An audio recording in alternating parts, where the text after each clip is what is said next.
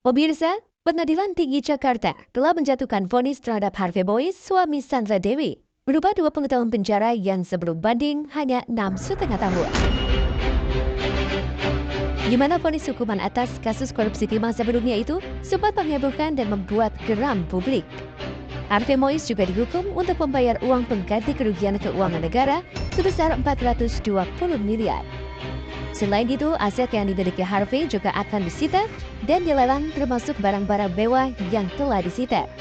Benarkah barang milik Sandra Dewi seperti tas mewah dan perhiasannya yang telah disita juga akan ikut dilelang? Yang saya persoalkan dan jelas menjadi masalah di masyarakat ada kerugian negara. Ini bagaimana penyelesaiannya?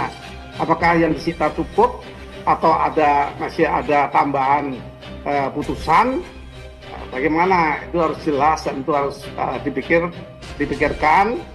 Pedoman pemidanaan dari Mahkamah Agung yaitu Perma nomor 1 tahun 2020 itu mendapat perhatian ya para hakim terhadap putusan banding ya dalam perkara Harvey Boyce ini. Memang sudah ada peningkatan lamanya pidana menjadi 20 tahun, di mana sebelumnya itu 6 tahunan ya 6 tahun 6 bulan tidak salah.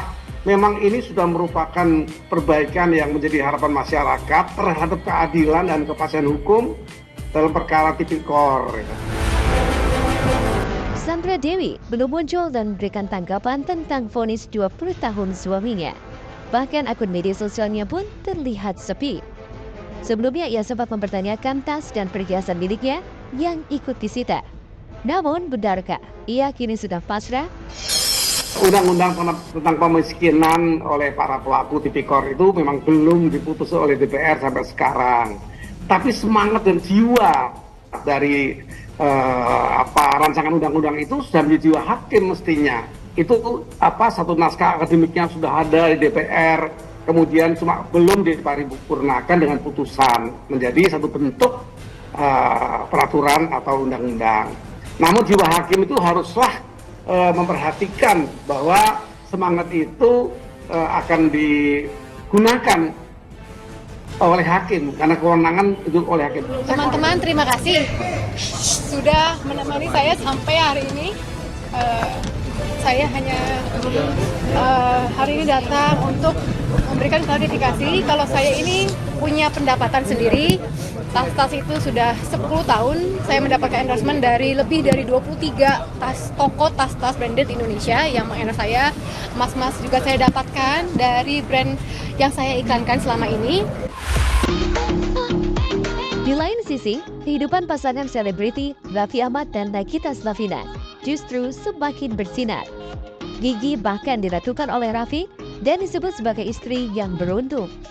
Apalagi hobinya yang juga gemar mengoleksi barang-barang bermerek serta perhiasan dan berlian didukung oleh sang suami. Nagita Slavina sendiri dikenal sebagai wanita yang cerdas, di mana ia mampu mengelola keuangan dan memiliki berbagai bisnis. Kalau aku tuh makanannya sama Nagita, jadi Nagita juga buka gitu, kayak nasi gorengnya, rojo sambelnya, nanti juga biar memancing UMKM yang lain.